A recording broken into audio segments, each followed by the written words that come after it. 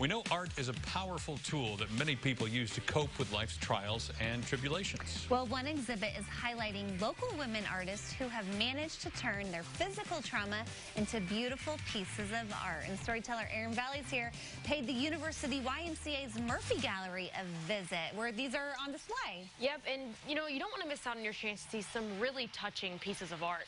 The Scars That Bind Resilient Women Artists exhibit dives into the lives of 12 local women, all suffered or are currently suffering from invasive medical trauma. Here's a look at the amazing way they've chosen to reflect on their difficult circumstances. It's something so many of us are touched by. Illness and medical trauma have rearranged the lives of many. But when an artist falls ill, there's a unique opportunity for the documentation and exploration of illness. And it can surface in stunning creative work, such as this. So, as artists, this is a venue for us to work through it. It challenges us in different ways, but art allows us to face it. When artist Deborah Bulgla was diagnosed with a benign yet deadly brain tumor, she became so fascinated with her symptoms that she began to illustrate them. I went on looking at these visual images that were stunning and beautiful. Stunning, beautiful, and colorful. Deborah tells me this image represents what she saw daily while living with her tumor. She also began to weave her own MRI scans into her work. I saw it as a symbiotic relationship with my brain tumor, that it was, we both had a need for survival, and the fittest would be the one at the end, and so I really connected with it. Now Deborah's work is on display at a show she's also the curator of. The Scars That Bind exhibit features the work of 12 resilient women artists, local women, who, like Deborah, used art to document and wrestle with their own journeys through physical trauma. Deborah says the concept for the exhibit came after her friend and fellow artist, Melissa Lynch, passed away from cancer. She was an amazing artist, and when she was diagnosed with stage 4 breast cancer, she just threw herself into her work. I said, "You're going to wear yourself out," and she said, "Deb, I have to do this. It's my lifeline." Behind Deborah on the right is a piece Melissa painted to show the emotion behind her diagnosis. And it's called Stage 5 because she always wondered, why isn't there a Stage 5? And why was hers the last one? I wanted a place to show her work.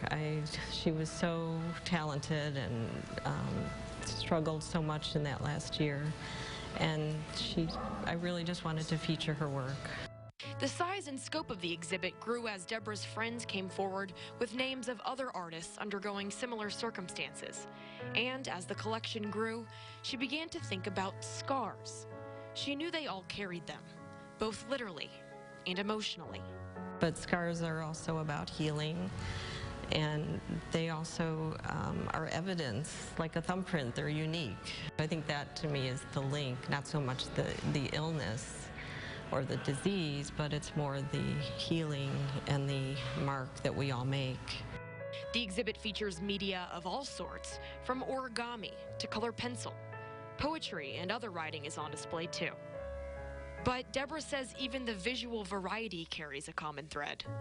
All of the elements here are symbols of textures, human texture and layering, and there's a lot of dichotomy of reality and illusion. Ann Rasmus, Associate Director of the University YMCA in Champaign, says she's thrilled to host the collection and is looking forward to seeing its impact on the public.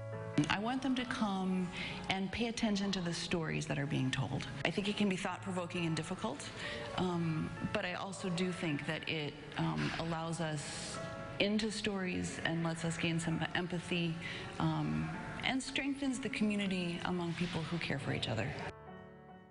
The exhibit's opening reception is tonight from 5 to 7 p.m. Artist remarks begin at 5:30. I noticed on your Instagram you were really blown away by this That artist gallery. was amazing, and I sat down with her for 15 minutes and just asked her a bunch of questions. She was so brilliant. What a great person to talk to, and with a great story. And it feels like the best art tends to come from a painful powerful place in our lives. So it's cool to see them using something that's been negative for good. Yes, absolutely. All right. Thanks, Erin. Go Appreciate check it. it out. I gotta say, it's on display through October 18th. Okay, so you've All got right. plenty of Plenty of time. That's right. Plenty of time. And it's free. Even better. Can't beat